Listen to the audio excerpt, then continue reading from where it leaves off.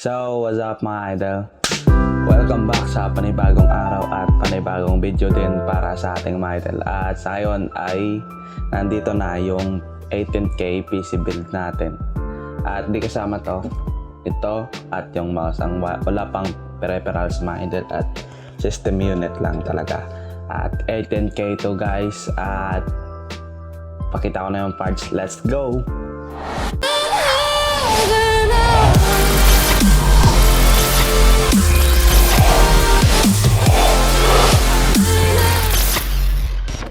So ayan guys, magsisimula tayo sa ating unang parts now, which is Ryzen 3 3200G. Bakit Ryzen 3 ang pinili mo na 3200G? Kasi wala pa tayong pambili ng GPU para sa 3100 or sa iba't iba pang CPU ng Ryzen. Ito lang munang APU gagamitin natin at sa future na lang tayo build ng may mga GPU, no? At nagkakalaga lang siya guys ng 5,850 pesos. Yan. Nakabundle niya tong MSI na motherboard. At sunod yung mismong motherboard, A320M A Pro Max ng MSI. Yan, nagkakalaga ng 3,250 pesos na bundle sa Ryzen 3. At total of 9,100 pesos. Yan mga idol. At swak ito sa budget natin. Sunod yung ating power supply. Yan. Tulad ng sabi ni Koisjonek ay for the power supply, sayang tipid lang din sa kuryente kasi nagtitipid ako eh. Wag na niyong titipirin yung budget nyo for power supply. yun, mismong sinabi niya na wag daw titipirin yung power supply. Kaya ito nang kinuha ko yung Silverstone 80 plus white na 500 watts na nagkakahalaga ng 1,700 pesos. Yan.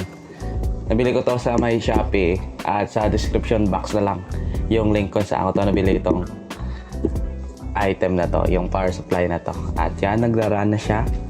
At sunod ay yung ating RAM. Yan. PNY na Accelerate RAM na 16GB 2x8 na may 32 MHz, 3200 MHz. Yan. At nagkakalaga lang ito sa 3,690 pesos, hindi pa kasama shipping fee. At ibili ko ito sa may Lazada sa may EasyPC. Yan. RGB to guys. Yan. No choice kasi wala na ibang RAM at the time of purchase. Sana Ripjos G-Skill yung kukunin ko, kaso wala talaga. Ito lang naiwan na 16GB na 32 MHz. Yun. At sunod natin yung ating SSD.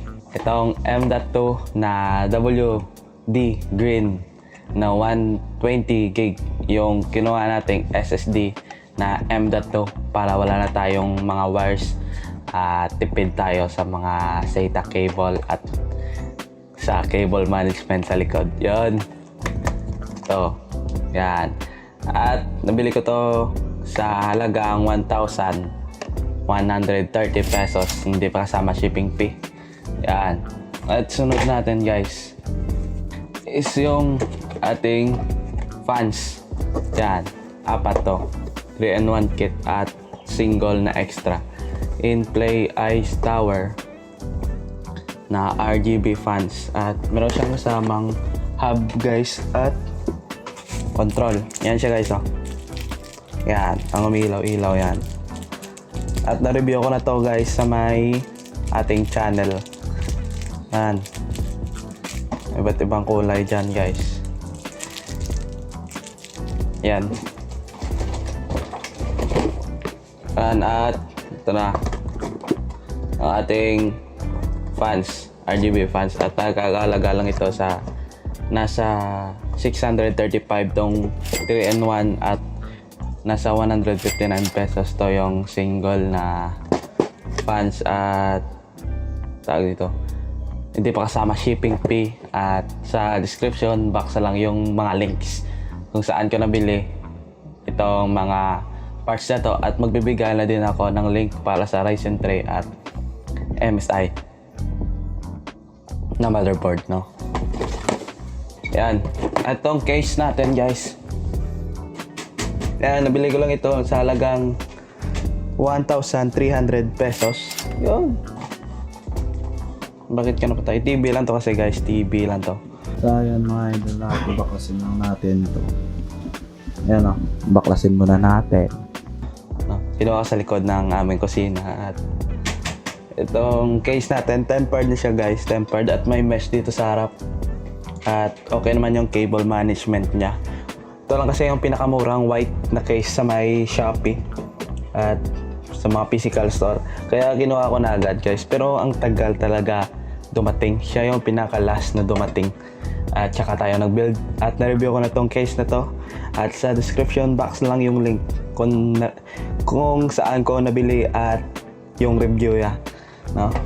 At itong, guys, wala, hindi to kasama sa 18K. No? And yan.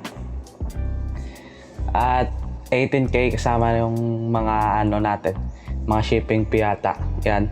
Sa description box lang lahat ng prices at total ng ating build, no?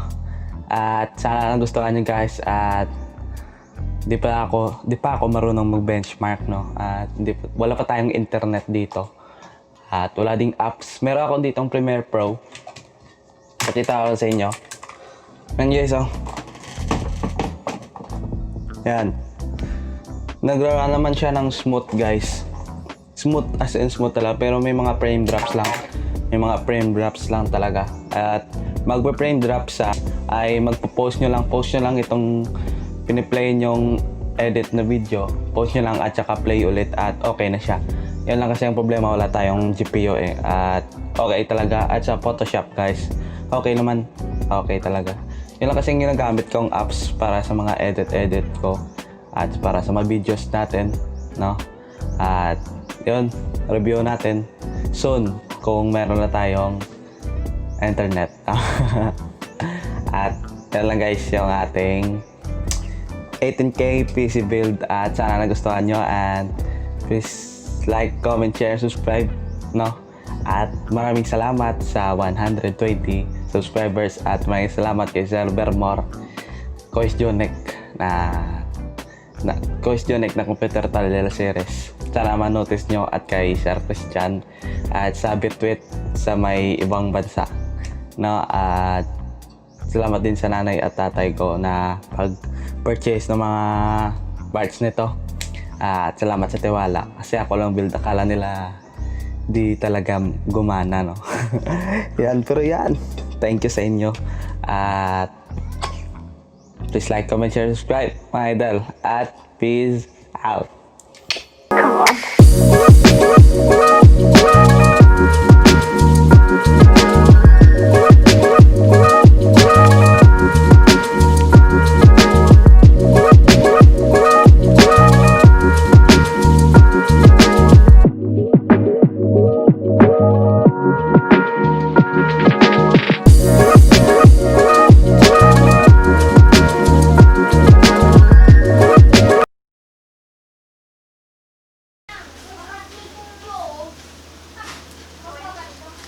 So, dito na tayo, mga idol, at ito na, check na natin yung BIOS kung magbo-boot ba talaga. TV yung gamit natin, guys, ha. Magbo-boot, sana mag-boot, guys.